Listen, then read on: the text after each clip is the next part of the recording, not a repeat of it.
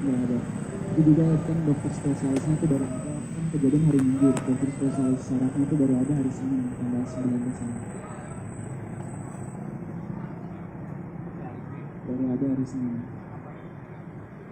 Pas dokter saraf apa ahli saraf spesialis sarafnya udah datang, dia memeriksa Laura seperti tes refleks saraf di bagian lututnya ditekuk, terus bagian telapak kakinya dites juga, dia memeriksa sarafnya masih aktif apa enggak. Gaga Muhammad untuk pertama kalinya mengungkapkan kronologi terjadinya kecelakaan lalu lintas yang menyebabkan Laura Anna lumpuh pada 2019 lalu. Kronologi ini dijelaskan pria bernama asli Gaung Sabda Alam ketika dirinya dimintai keterangan oleh Majelis Hakim di Pengadilan Negeri, PN, Jakarta Timur, Kamis, tanggal 30 Desember tahun 2021.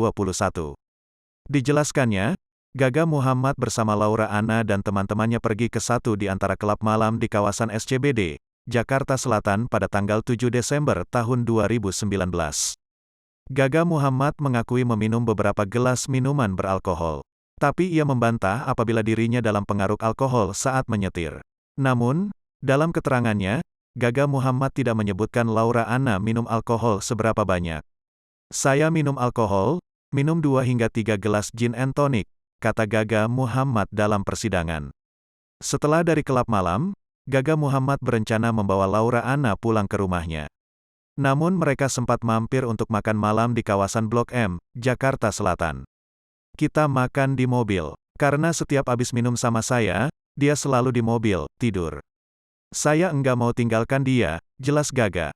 Setelah makan, Gaga bersama Laura Anna melanjutkan perjalanan dan masuk ke dalam tol Jagorawi.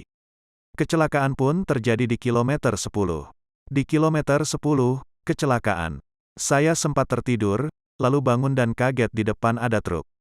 Saya ingin injak rem, tapi yang terinjak malah pedal gas, ungkap Gaga Muhammad.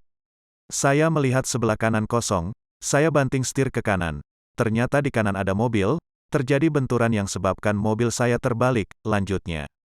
Ketika ditanya jaksa penuntut umum, JPU, Gaga Muhammad mengaku, kecepatan mobil yang dikemudikan kala itu sekitar 80 km hingga 90 km.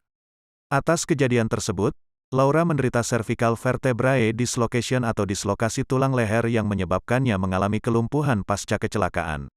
Sementara Gaga, sebagai pengemudi, hanya mengalami cedera ringan di beberapa bagian tubuh termasuk pelipisnya.